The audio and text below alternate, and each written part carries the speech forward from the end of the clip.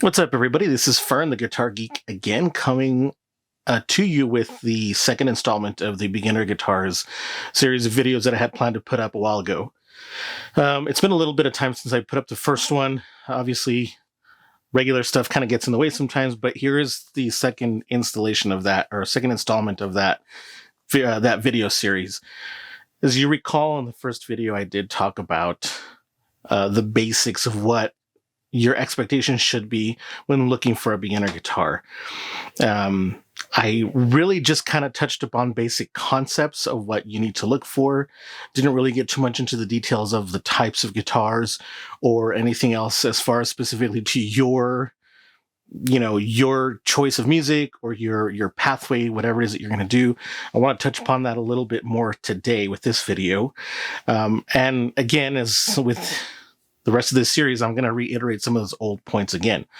But today, I do want to talk about the different types of guitars that you were going to encounter. I'm going to dispel some myths. Some of this stuff is going to come as probably a shock or a surprise to a lot of you. And yes, there are a lot of you guitar teachers out there that might feel personally attacked with what I'm about to say. But if you look at it objectively, you're going to kind of find out that a lot of what I'm saying has a lot of truth to it. And unfortunately, if you're a teacher that is kind of tied into their curriculum and everything is kind of outlined for you by the school or by the district, then I do feel for you. I'm really sorry for that. There are often better ways to teach and learn guitar than what a lot of our public school classes are going to teach us, unfortunately. But we'll get into that a little bit more here in the next few minutes. All right, so the first thing that I want to talk about before we go on is I want to talk about the types of guitars that are available and that are recommended for beginners, right? Not all of them are the best choice. In fact, I'm going to talk about one choice in particular that I personally believe is probably the worst choice you can have unless you're going to get into a very specific pathway or type of music or technique. But anyway, the first style of guitar that you guys are probably going to encounter and that's going to be recommended to beginning students is this one. This is the classical guitar. Sometimes it's called the Spanish guitar. They don't always have this cutaway here. Sometimes it's just, a perfectly rounded body, symmetrical on both sides. The distinguishing feature about these guitars is that they are a little bit lighter and they have nylon strings, so plastic, basically. Even here, the bottom strings that kind of look like they're metal, they're not really metal. It's still a nylon silk fiber wrapped in usually silver or some kind of really soft metal, just to give them a little bit more mass. But this is a nylon string guitar. This is usually what schools are going to recommend for your student or yourself to use as a guitar to start with. And this is exactly the guitar that I want to say is the worst possible choice for you unless you're specifically going to go into things like classical music, Vivaldi, Tárrega, Rodrigo, things like that, classical repertoire with classical technique, right? Or if you're going to play something ethnic like mariachi or flamenco or something like that. If you're going to do that and that is actually your goal, then yes, go ahead and start on something like this. If you're going to do anything else, literally anything else, this is the worst type of guitar to start with. And I will come back to why with this one. Actually, no. Now, why is this the worst type of guitar to start with? Well, I'm going to show you. Number one, all right, so let me just show you this in comparison. This is the classical neck. This is the neck on another just normal steel string, what we call a steel string flat top. The neck on this one is very, very wide. It's much, much wider than the neck on this one. This is going to be a lot harder to play than this one. Similarly, the action, meaning how far the strings are above the fretboard on this one, is going to be a far cry greater than this one. And that's by design. That's not an accident. Oops.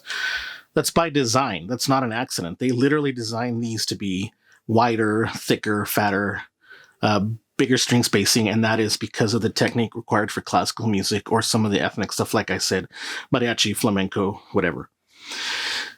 But again, because of that, this is the worst guitar for a beginner to start on. Some of you guitar teachers out there might disagree. I 20 years of experience as a music educator will lead me to believe, experience would lead me to believe, research would lead me to believe that, yeah, this is not the greatest one to start with. It is the cheapest option, and that's usually the only factor considered when suggesting a beginner guitar to somebody. And why is this the cheapest option? They're usually the cheapest to made. It's a lot easier to cut corners with these because there's no real tension on them. And they're usually made in, some foreign factory somewhere, usually in the Far East, with no real quality control in place. And like I said, because there's no real tension on this, the strings being nylon, they can get away with a lot of shoddy workmanship. They can get away with a lot of subpar materials and construction methods to put these together. And so therefore, they're not great guitars. And that's why it's the cheapest option. A well-made, usually handmade classical guitar, Spanish guitar, using good materials, good construction techniques, proper traditional methods of constructing these guitars are going to run you not in the hundreds, but rather in the thousands of dollars. When you can get something this sub $200, that should give you an instant indicator of the real quality behind something like this. So again, unless you're going to play classical music, avoid these at all costs, period. There are other options that are just as inexpensive, and I'll talk about the whole price thing here. I don't know if in this video, but I'll definitely go into that as being part of your realistic expectations with buying a guitar. But yeah, avoid these unless you're going to play classical music. That's all I can say about these. There are much better options out there. The other type of guitar, the next one that I showed you, that's also very often recommended for beginners, is going to be the flat top acoustic. Sometimes called the steel string acoustic. Both of them are correct. Both of them are just as common as the other one. And just like the name implies, this guitar is a typical acoustic guitar. Meaning you don't need an amplifier for it. And it does have steel strings, unlike the nylon classical that I showed you earlier. Now, this is a big point of contention and controversy. When a lot of people talk about beginner guitars, the first thing they say about the classical, other than the price, is, well, strings are nylon. They're not going to hurt my fingers, or they're not going to hurt my students' fingers as much as a steel string. Honestly, that's kind of not really true. When you're just starting off, any kind of string is going to hurt your fingers no matter what, whether it's nylon, whether it's steel, whether it's flat wound, round wound, whatever. The callousing process and getting used to fretting and pressing down a string is going to be pretty much the same no matter what kind of guitar to play. No matter what kind of guitar you play. Now, in all actuality, the classical approach is going to be much harder, like I said, because of the effort you need to take to actually fret those notes, put your hand and your fingers around the neck properly. It's just going to be a much harder, no matter how soft or how stiff that string is. So don't let this whole concept of, oh, those strings are going to hurt my fingers, deter you, because honestly, that's not really that true.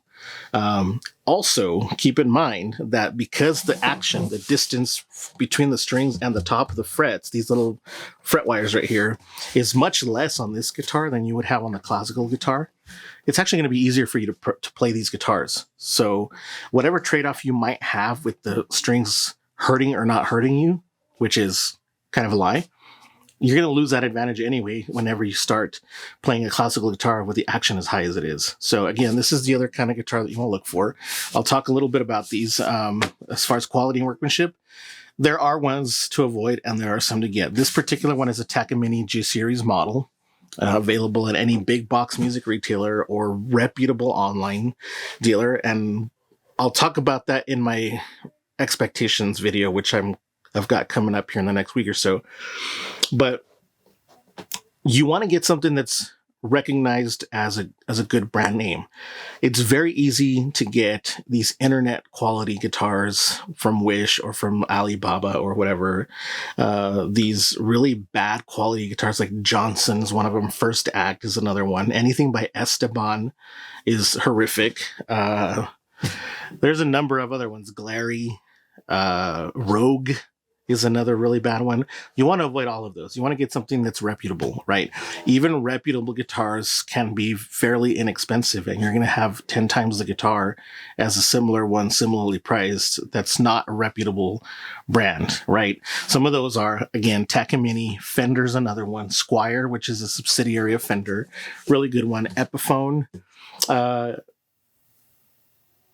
Guild is another nice one, Washburn, and probably the best bang for the buck when you're looking at beginner level guitars is going to be Yamaha. I wish I had a Yamaha to show you, but honestly, Yamaha is probably the best value for your dollar that you can find in the entry level guitar market. So if you ever find a Yamaha, definitely go with a Yamaha when you're looking for a guitar. It really doesn't matter what kind, of electric or acoustic. They're going to be great guitars, all right? So now, the next guitar I'm going to talk about is actually, in my opinion, the easiest guitar to learn on, and it's probably going to be the most rewarding overall, depending on the kind of music that you're going to play. But if you're going to play things like pop, rock, blues, jazz, whatever, this next type of guitar is probably going to be the best one for you to learn to start on, and that is the electric guitar. Yeah, the electric guitar is going to be the easiest guitar for you to learn to play on, by far. Again, going back to the neck dimensions, the neck on these guitars are usually a lot slimmer, both from side to side and front to back, than almost anything else. It's going to be very comfortable, very easy to play. The action, meaning the height of the strings above the fretboard, is also going to be significantly lower than almost anything else out there, and that's by design. So this is going to be a lot easier to play, right? Also, just because of the nature of the construction on these, they're going to be they're going to be a lot easier to properly construct without having to cut too many corners. And because it's literally, on some of these guitars, just literally a slab of wood. I mean, this is just a slab of alder, just a straight plank of wood cut into shape with a neck bolted in place, right? I mean, there is some quality control and some tolerances that need to be met, but these are fairly easy guitars to build in comparison. So there's less room for error, there's less room for cutting corners, less room for quality control errors, and also because of the construction of it just being a solid hunk of wood, there's a lot less maintenance involved on these. With acoustics and classicals, you have to keep them humidified, you have to keep them in a temperature, humidity, all that. You have to keep them in a climate controlled environment, basically, for them to last you any decent amount of time. Failing to do so, it actually invites damage. So these don't suffer for any of that. In fact, I keep my I keep my electric guitars displayed on a wall hanger in my studio, whereas my acoustic guitars and classical, I have to keep in a case with a humidifier in order for them to not be damaged. So a lot less maintenance on these, plus the cool factor is through the roof. You start playing on one of these and you're going to instantly feel that instant gratification of what it is to play guitar, more so than another one. Now, yes, it's true that you'll need to buy an amp with this one. Can't go around that one, but consider it part of the instrument, consider it an extension of that instrument, and you can get amplifiers that are really inexpensive nowadays. And for a beginner, I think it's more important to get a good guitar first and maybe a cheapo amp to begin with, and then eventually upgrade the amp. So like I talked about in the first video, the concept of get an instrument that you're going to grow into, not grow out of, still does apply to getting a guitar. Get something that you're going to keep for a while. But with the amp, you can actually maybe kind of overlook that a little bit. Get yourself a nice, cheap battery-powered amp. Get yourself, I don't know, a pawn shop amp. Get yourself anything that'll just help you amplify that guitar, even if it's just through headphones, just so you can practice with it and listen to maybe some of the effects that are possible with it. You don't need a very good amp to start playing electric guitar right away. That's something you can definitely upgrade into later, but you do want to get a decent guitar.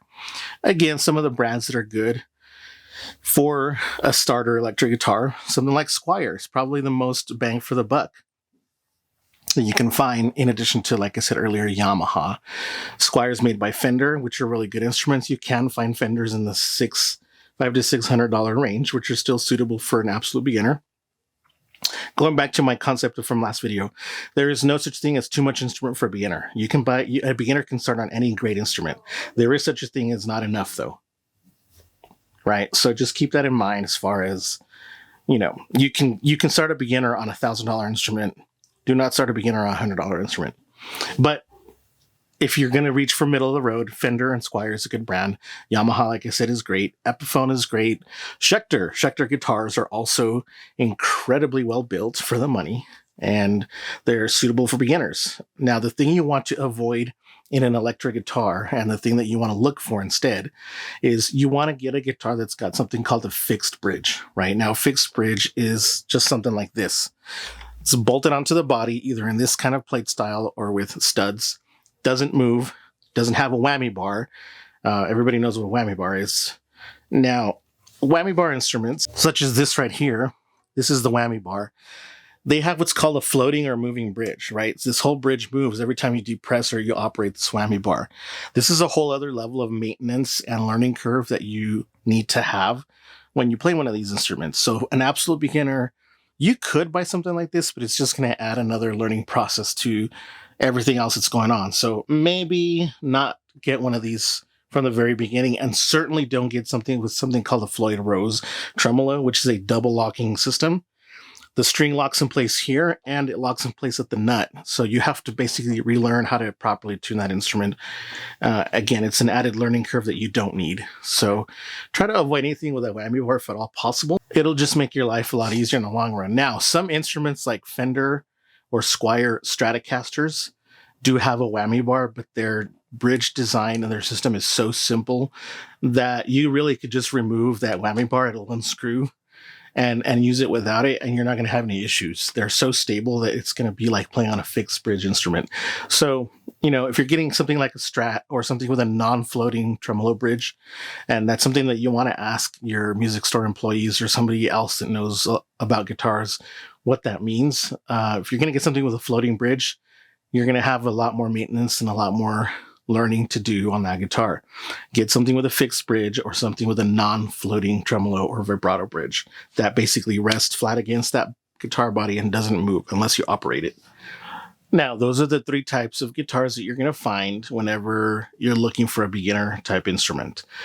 Like I said earlier, any of those are suitable for a beginner to start with. However, you really want to look at the long-term goal that you want to accomplish. If you're going to play rock, pop, blues, country, modern country anyway, jazz even, almost 80 to 90% of all modern music, you're going to want an electric. If you're going to play folk, older country, maybe some praise and worship, gospel, things like that, then you want an acoustic guitar, a flat top steel string acoustic. The classical guitars, if that's your goal, to learn to play classical music or ethnic music like mariachi, flamenco, or things like that, then buy a classical guitar. But I would only get those if that is really your goal. If that's not your goal, I would avoid those at all costs. They're going to be much harder to play. Classical guitar is so different in its technique that I would dare say it's almost a completely different instrument. So just keep that in mind when you're looking for an instrument. Keep in mind what your long-term goal is going to be. And again, apply the concepts that I told you about in my last video. Get something that you're going to grow into, not grow out of. It doesn't really matter what type it is, that concept still applies. Get something that you know you're going to be able to maintain and that you know how to operate and take care of. If it's got a bridge system or a switching system, like by switching, I mean the electronics and the pickups. If it's got some feature that you're not completely sure of how it works, or you're not completely sure of how you're going to take care of it, then I would get something different, right? Get something that you're going to be comfortable playing, something that you're going to be comfortable taking care of and using without confusing yourself too much or without having to learn a whole other skill set just to be able to maintain that instrument, right? So with that, this is my second video in the beginner guitars series. I really do hope that this helps a lot of you out there that are looking for beginner instruments. There's a lot of confusion out there. There's a lot of misinformation or just wrong information, just wrong habits that we've developed over the years. Fortunately, a lot of them are coming from our public school system, but hopefully this information is going to help you find what you need, and it's going to help you get the right instrument for your needs. And when you do that, playing guitar is actually one of the most enjoyable things you can do. So just remember all this stuff. Ask me any questions in the comments, and I'll come back with another video on realistic expectations when buying a guitar for the first time. All right, I'll see you next time. You guys stay geeky.